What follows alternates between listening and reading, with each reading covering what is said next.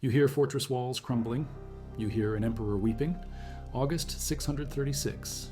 The Yarmouk River cuts through volcanic rock southeast of the Sea of Galilee. On one side stands everything Rome built in 7 centuries. On the other, nomads from the desert who nobody saw coming.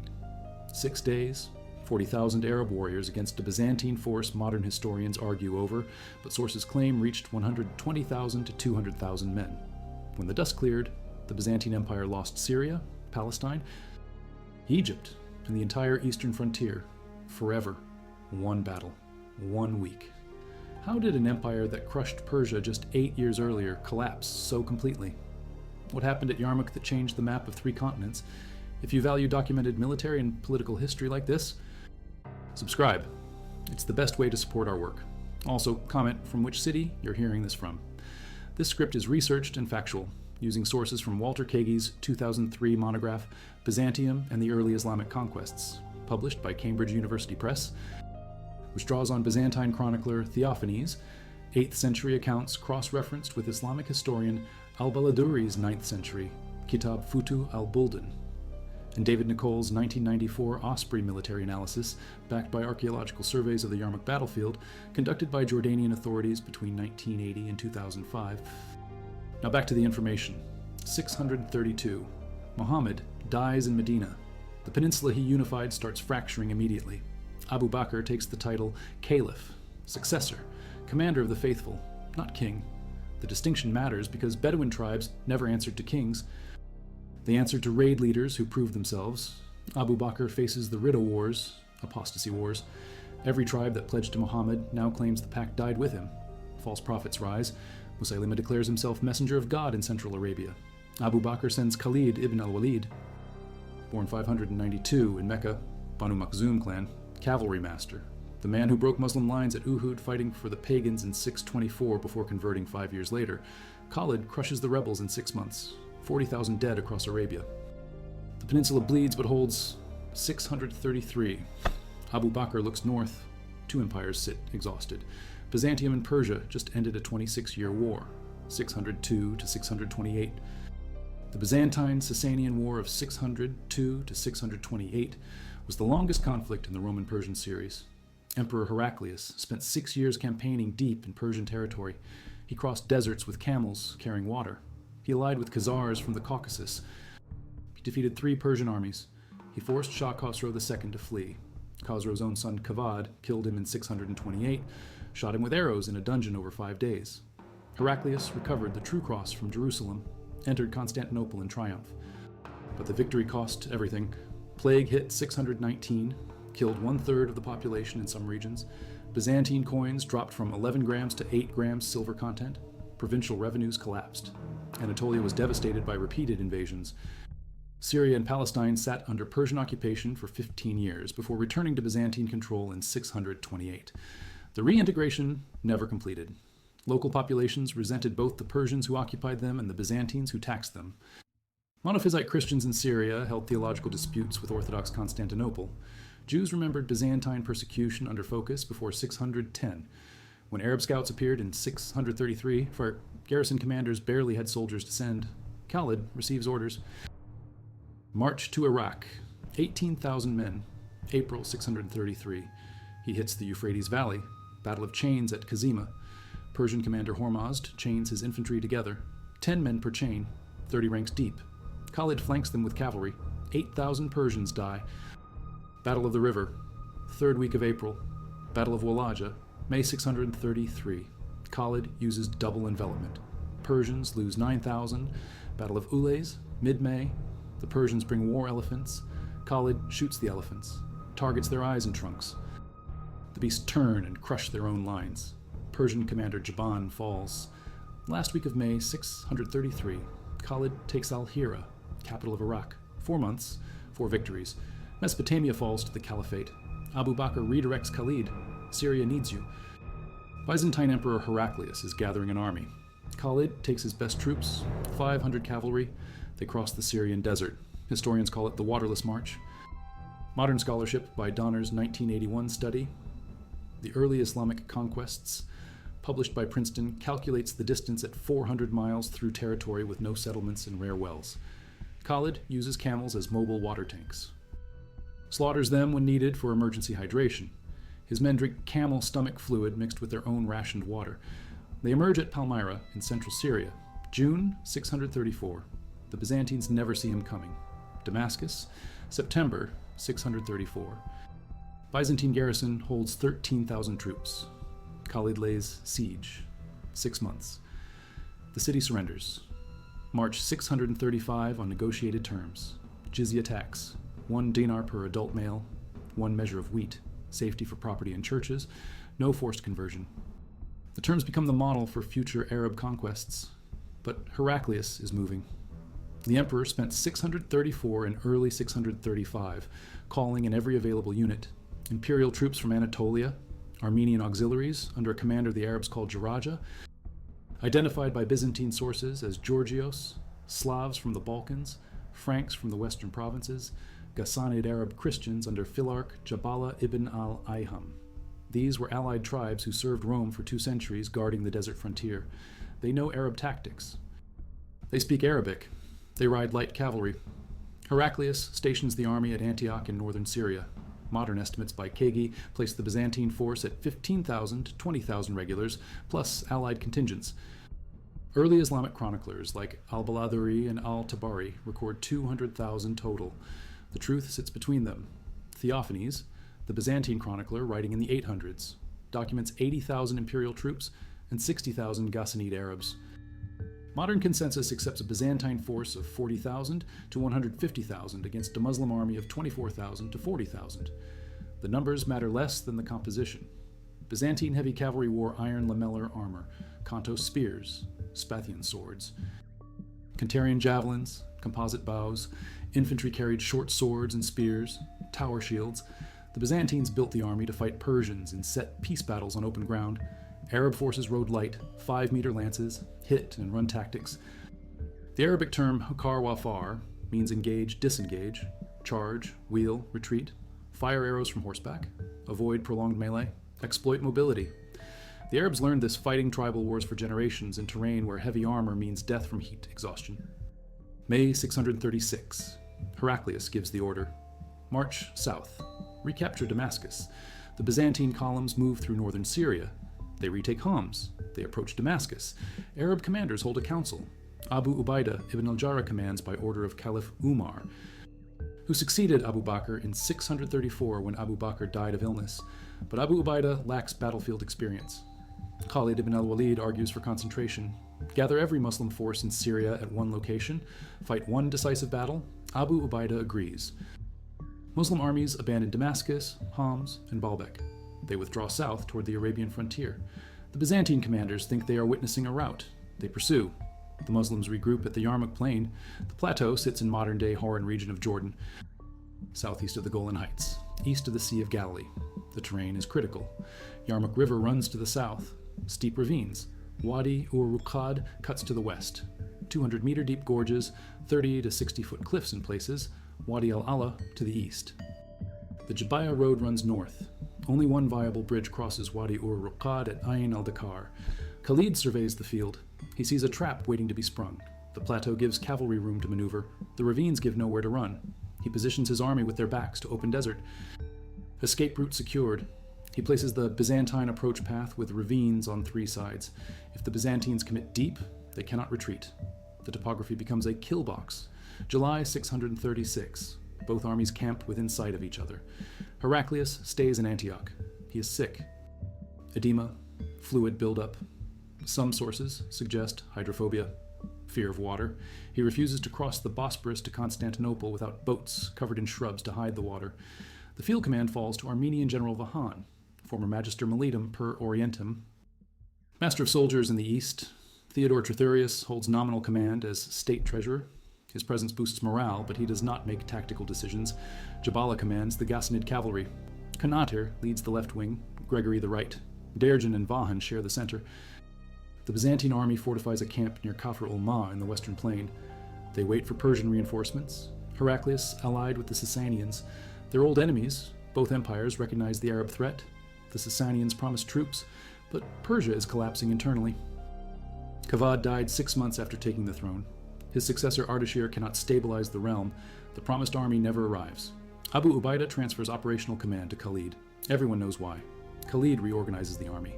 36 infantry regiments, 4 cavalry regiments, 1 mobile guard held in reserve, 8,000 mounted warriors total. He divides the infantry into corps of 9 units each, 3 ranks, swordsmen and spearmen in front 2 lines, archers in the third, 2 cavalry divisions guard the flanks. Smaller mounted reserves wait to counter breakthrough attempts. The final large reserve waits for emergencies or the decisive strike. Reinforcements arrive from Medina during the negotiation period, 5,000 Yemeni archers, 1,000 Arabian campaign veterans. The Muslim force reaches peak strength, 20 to 25,000 fighters. Negotiations drag, 3 weeks. Vahan wants to delay. His supplies run thin. The multi-ethnic army feuds internally. Greeks distrust Armenians. Christian Arabs resent serving alongside Byzantines who persecuted their monophysite faith. The Muslim army stays unified. Single command, single faith, single purpose. Vahan sends an emissary. Khalid meets him. The Byzantine offers terms. Khalid refuses. He knows the enemy is weakening. He tells his commanders, "We hold, we wait, we strike when they break." August 14th, 636. The Byzantines cross Wadi ur-Ruqad at Kafr ul-Ma, the only bridge. They form east and north of the river Allen. Vahan and his corps commanders take positions. Jabala stretches the Ghassanids light cavalry across the plain as vanguard. Kanater commands the left, Gregory the right. Derjan and Vahan hold the center. The Byzantine line extends miles. Khalid watches. He sends light cavalry forward to screen. His infantry waits in defensive positions. Both armies have southern flanks secured by the Yarmouk River. To the north, the Muslims have the desert. The Byzantines have nowhere to go but through the Arab lines or back across the one bridge they came from. Khalid sends orders at night. Darar ibn al-Azwar, take 500 cavalry at Muhug. Move around the northern Byzantine flank.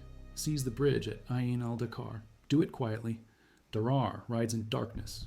His men move behind Byzantine lines. They reach the bridge, they kill the guards, they hold the position.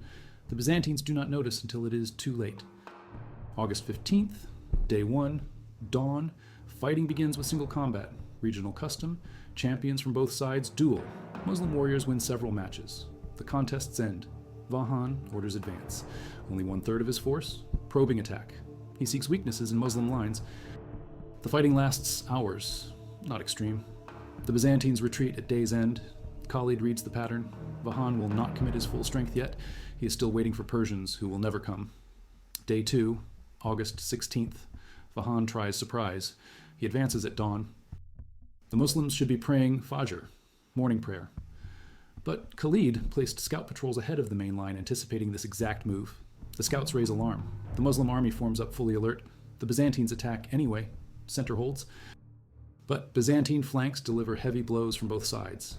Muslim right wing and right center fall back under pressure. They retreat to their camp. Women appear, wives and mothers of the fighters. They carry tent poles, stones. They block the retreating men. Historical accounts from multiple sources document this. The women shame the soldiers, challenge their courage, tell them they cannot abandon the fight. Whether literally blocking them with poles or simply restoring morale through social pressure, the effect is recorded. The men reorganize, hold the camp perimeter, fight until Khalid shifts cavalry reserves to support them. The Byzantine flanking attacks stall, both sides exhausted. Fighting ends at dusk. Byzantines hold slight gains.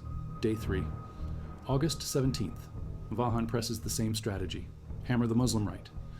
Kanatir leads Slav regiments against the Arab right wing and center. Armenian units assist, Christian Arabs under Jabala support. The Muslim right wing bends again, falls back. But this time, Khalid expects it. He masses his mobile guard, 8,000 cavalry. He orders Muslim right-wing cavalry to strike the Byzantine left-wing flank. Simultaneously, his mobile guard hits the Byzantine left center from its right flank. The Muslim right center cavalry reserve smashes into the Byzantine left center from its left side. 3 cavalry formations, converging from different angles. The Byzantine left collapses under the assault. Their infantry retreats in disorder. Thousands fall. By dusk, the Byzantines are pushed back to their starting positions. Muslim counterattack succeeds. The pattern becomes clear. Vahan attacks. Muslims absorb. Khalid counterattacks with concentrated cavalry. Vahan loses ground and men. Day 4, August 18th. Vahan repeats the previous day's plan. He has no choice. His army is too large to maneuver as a single unit. He cannot flank through the northern desert. His southern flank is blocked by the Yarmouk ravines. He can only push forward. Conatir again leads the assault on the Muslim right. The Arab right wing falls back. Right center falls back. Khalid commits his mobile guard early. The cavalry charges hit the Byzantine flanks. Vahan's formations waver. Khalid then swings cavalry to support the Muslim left, which is under pressure from Byzantine right wing attacks led by Gregory. The Arab cavalry exploits gaps between Byzantine right and center. They flank Gregory's units. The Byzantine right retreats. By evening, the Byzantines are back where they started. 4 days of fighting. Thousands dead on both sides. No breakthrough. Vahan's supply situation worsens. Dissent grows in Byzantine ranks. Armenian and Greek commanders argue over tactics. Ghassanid Arabs quietly communicate with Muslim forces. Some contemplate switching sides.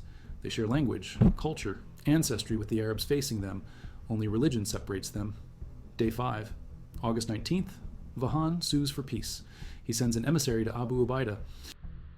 The nominal Muslim commander prepares to accept. Khalid intervenes. He refuses the offer. Abu Ubaidah defers to Khalid's judgment. Khalid knows the enemy is broken. Their morale collapsed. Their supplies exhausted. Their commanders divided. This is the moment. The day passes with minimal fighting. Khalid uses the lull to prepare. He orders final preparations. All cavalry reserves consolidated. 8,000 horsemen. The entire mounted strength. Tomorrow we end this. Night of August 19th into 20th. Khalid briefs his commanders. The plan is simple, devastating. Total. Dawn attack. Cavalry drives the Byzantine cavalry off the field entirely. Once their horsemen flee, their infantry stands exposed. No flanking protection, no screening force. We roll them up from both sides. We push them into the ravines. None escape. Darar still holds the bridge, the only way out. The Byzantines do not know we control it. They will run straight into our trap. Every gorge becomes a killing ground. The commanders understand. They relay orders to unit leaders. The army sleeps. Knowing tomorrow decides everything. August 20th, 636, day 6, pre-dawn, Muslim cavalry mounts up. Khalid positions them in massed formation. The Byzantines see the movement. They form defensive lines, but Vahan's cavalry is demoralized. 5 days of combat. Heavy losses, diminishing supplies, factional disputes. When the Muslim charge comes, it breaks them immediately. Arab light cavalry swarms the Byzantine heavy cataphracts. 5-meter lances target the horses. The Byzantine cavalry wheels and flees north. Their infantry watches their own cavalry abandon them. Panic spreads. Khalid does not pause. He wheels his cavalry, targets the Byzantine infantry. The Arab horsemen sweep around both flanks. They attack from the rear. The Byzantine formations fragment. Individual units try to hold. The Arab archers pour volleys into them. The Muslim infantry advances with swords and spears. The Byzantine line collapses, sector by sector. Midday, the Byzantine army breaks completely. Thousands try to retreat west toward the bridge at Ayn al-Dakar. They reach the ravine. Darar's cavalry appears, blocks the bridge. The Byzantines realize the trap. They are surrounded on 3 sides by Muslim forces. The 4th side drops 200 meters into gorges. Some units try to fight through Darar's position.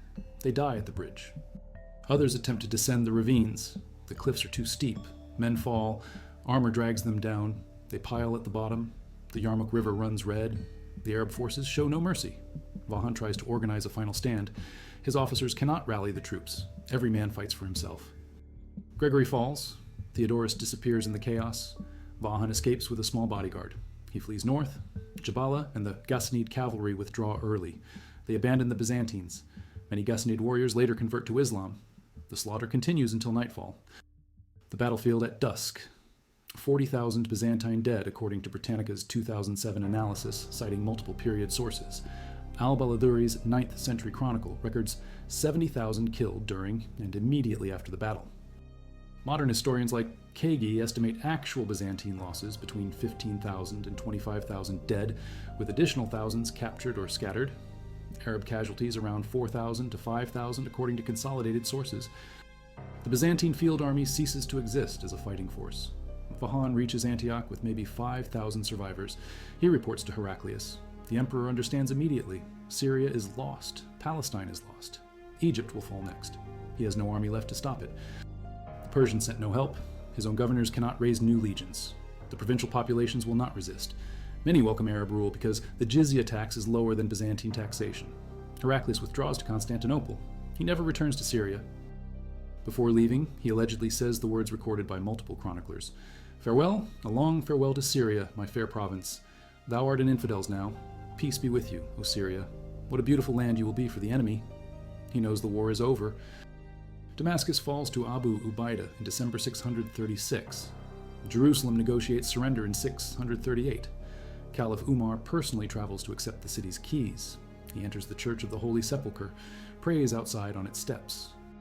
Promises the Christians freedom of worship.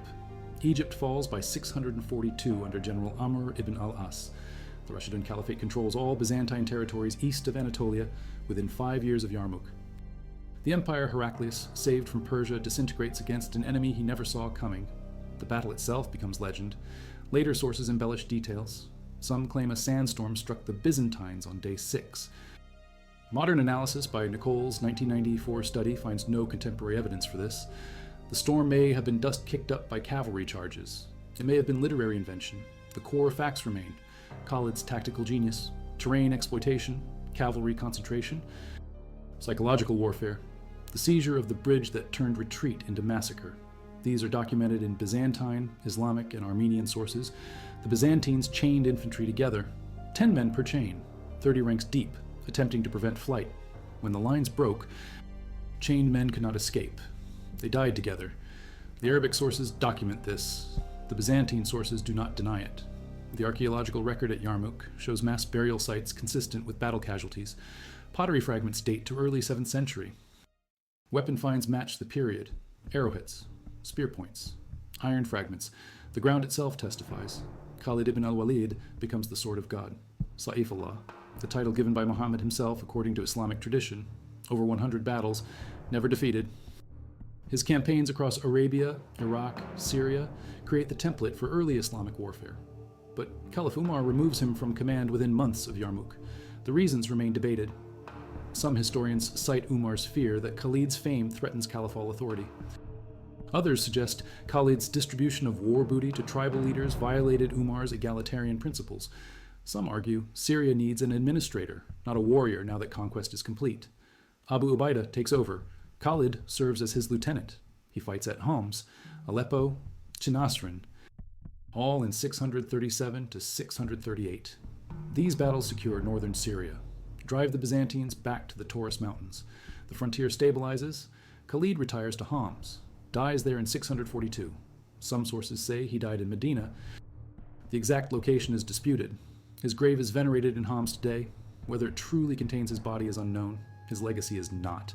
The Byzantine Empire survives, barely. Heraclius reorganizes what remains. He creates the theme system, military districts, self-sufficient, land grants to soldiers in exchange for service. The system allows the empire to maintain defense forces in Anatolia without cash payments. It works. The Arabs attack Anatolia repeatedly but never conquer it. They besiege Constantinople in 674 to 678. Greek fire breaks the siege, a chemical weapon that burns on water. The Arabs lose most of their fleet. They try again in 717 to 718, 80,000 troops under Maslama. 1,800 ships according to Tang Chinese diplomatic sources that reach the imperial court. The siege fails.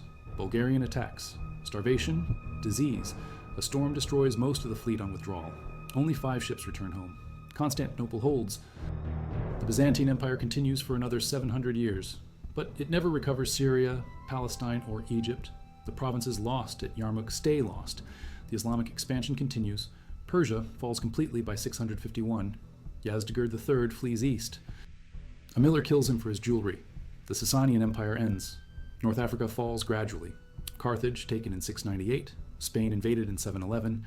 The Umayyad Caliphate reaches its maximum extent in 732. Charles Martel stops them at Tours in modern France. The frontier in the west stabilizes there.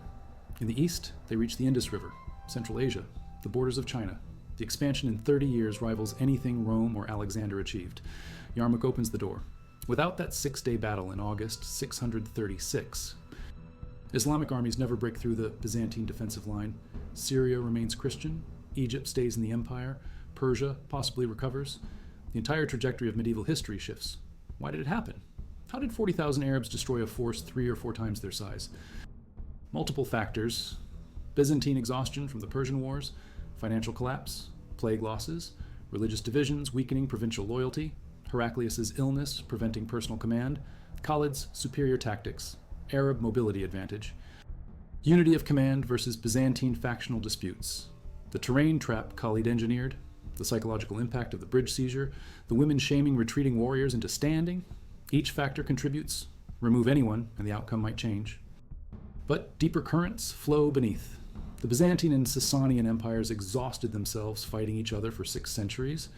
The Roman-Persian wars from the 3rd century BC to the 7th century AD drained both sides. Every victory temporary, every peace treaty unstable. By 636, both empires were hollow. Bureaucracies still functioned, cities still stood, but the human and material resources necessary to field armies and sustain campaigns were gone. The Arabs arrived at the perfect moment. They were fresh, unified by new religious fervor, led by commanders who learned warfare fighting tribal conflicts that rewarded cunning over numbers. They hit weakened empires with speed and mobility neither Eastern power could match. The Arabs did not win because they were superior fighters. They won because they fought exhausted opponents at exactly the right time with tactics those opponents could not counter. The women at Yarmouk. The account appears in multiple sources. Al-Tabari, Al-Baladuri, later chroniclers. It fits cultural patterns. Pre-Islamic and early Islamic Arab society gave women significant social authority in matters of honor. Shaming male warriors who fled was established practice. Whether the women literally wielded tent poles and stones or simply vocally challenged the men, the effect recorded is real. The retreating units stopped, reorganized, held until cavalry reserves arrived. Modern military analysis confirms demoralized troops require immediate psychological intervention to prevent total rout. The women provided that intervention. The story is not invention. It is cultural memory of a critical moment when social pressure salvaged a tactical situation. Heraclius never recovers psychologically. He develops phobias, fear of water, fear of open spaces. He refuses to cross the Bosporus without elaborate concealment of the water. He marries his niece Martina, violating incest taboos, producing a hated empress and children with defects. His later years are marked by erratic religious policies. He promotes monothelitism, the doctrine that Christ has 2 natures but 1 will, trying to reconcile monophysite and Orthodox Christians. Both sides rejected as heresy. The Council of Constantinople in 681 condemns monothelitism. Heraclius' attempt to restore religious unity fails. He dies February 11th, 641. Egypt falls that same year. His son, Constantine III, rules 3 months and dies. His grandson, Heraclonus, rules briefly, gets deposed. The Heraclian dynasty limps on until 711 when Justinian II is killed. The dynasty Heraclius founded to save the empire presides over its greatest territorial losses. The caliphs consolidate. Umar reigns until 644 when a Persian captive stabs him. Uthman succeeds him, completes the conquest of Persia, compiles the authoritative Quran text, gets assassinated in 656. Civil war erupts. Ali ibn Abi Talib, cousin and son-in-law of Muhammad, becomes the 4th caliph. He faces rebellion, the Battle of the Camel in 656, the Battle of Siffin in 657. Ali is assassinated in 661. The Rashidun period ends. The Umayyad Caliphate begins under Muawiyah. The capital moves from Medina to Damascus. The conquests continue, but the unified caliphate fragments. Shia and Sunni split becomes permanent. Ali's son Hussein dies at Karbala in 680.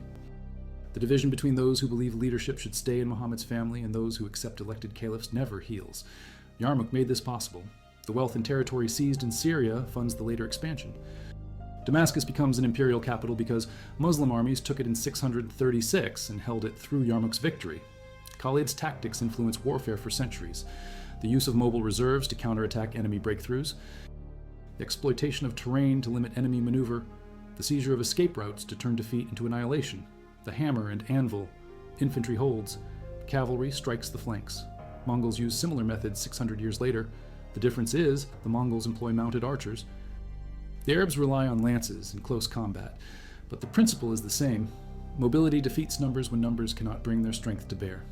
Modern military analysis studies Yarmouk, Leavenworth, Sandhurst, staff colleges worldwide. The battle demonstrates principles: unity of command, economy of force, offensive action, surprise, simplicity. Khalid's plan on day 6 contains all 5. 1 commander, minimum troops needed for the mission, attack not defend, bridge seizure surprises the enemy. The entire plan: drive off their cavalry, then crush their infantry. A child could understand it. That is why it works. Complex plans fail when one element breaks. Simple plans succeed because every soldier knows what to do. The archaeological work continues. Jordanian and Syrian teams survey the battlefield. Ground-penetrating radar maps, burial sites, pottery analysis dates occupation layers, numismatic evidence tracks coin circulation.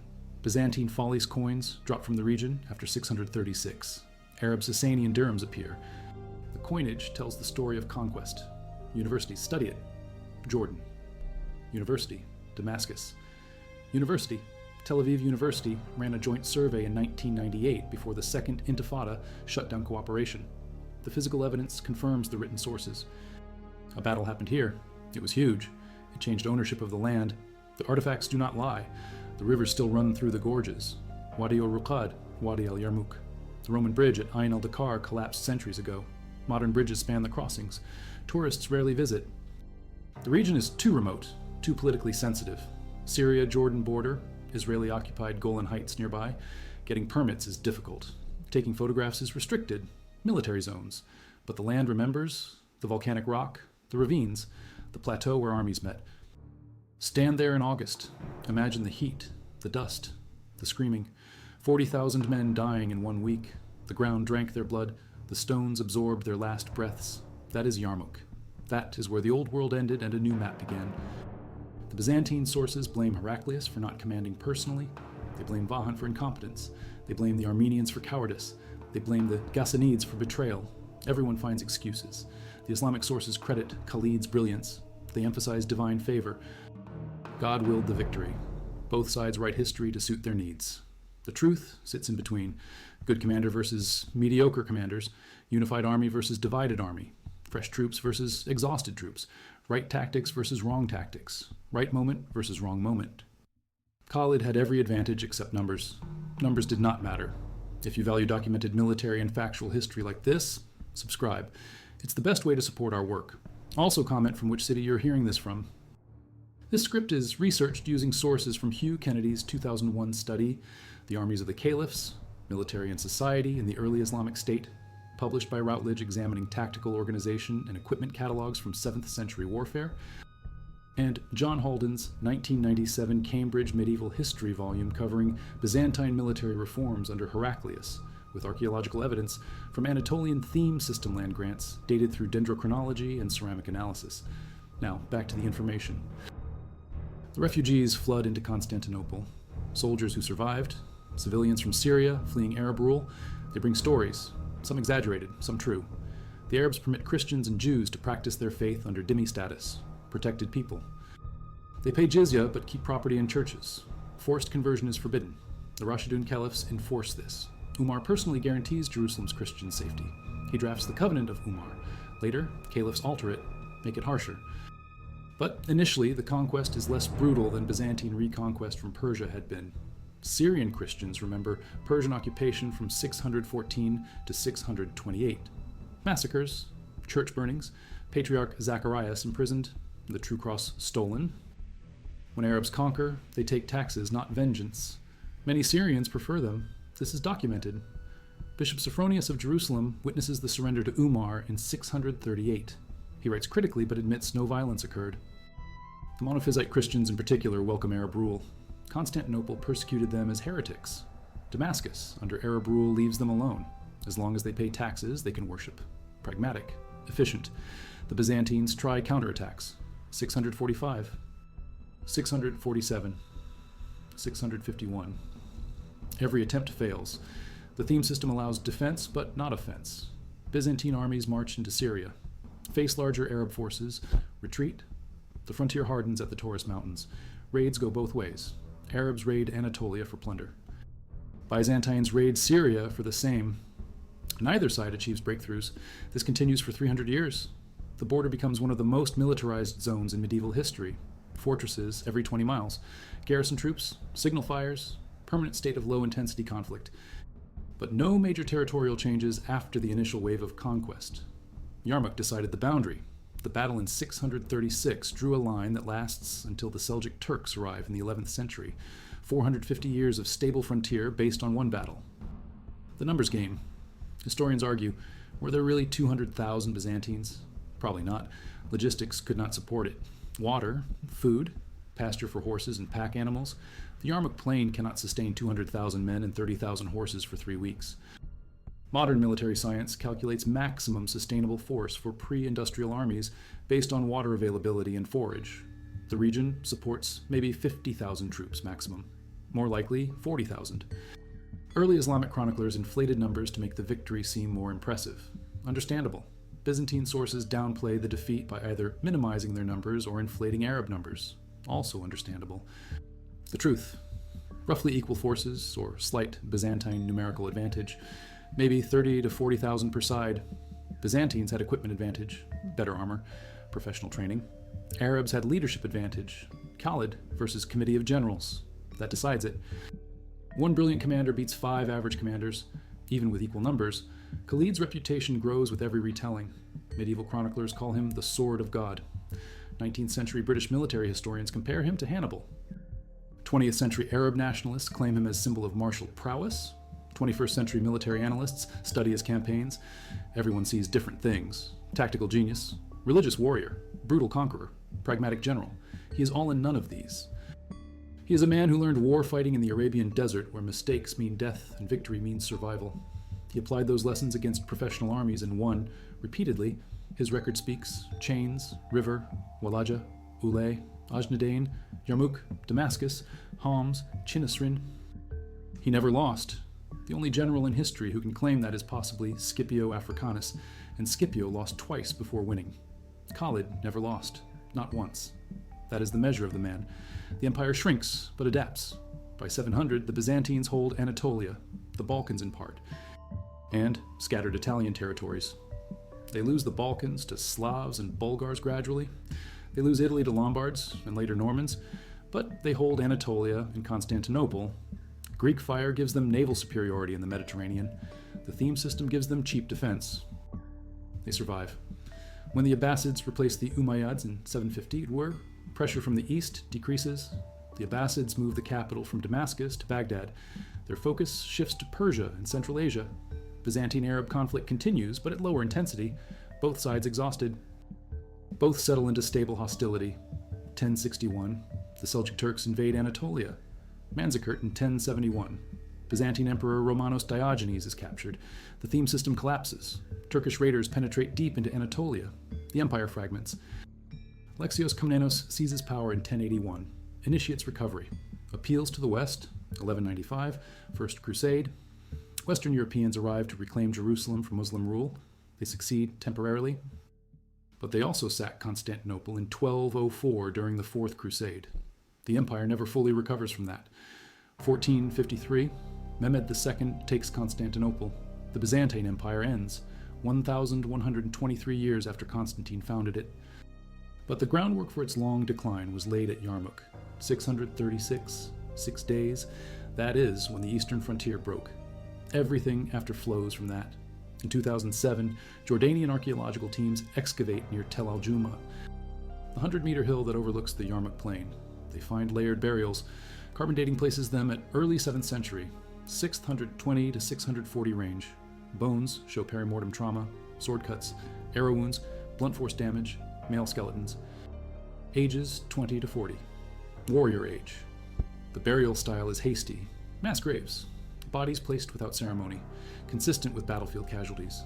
One pit contains 43 individuals, stacked. The archaeologists published findings in the Journal of Levantine Studies, Volume 12 in 2009. The paper notes Byzantine-style belt buckles and Arab-style arrowheads in the same burial layer, evidence of 2 armies fighting on this ground in this time period. The artifacts match the written sources. Yarmouk happened here. These men died here. The ground proves it.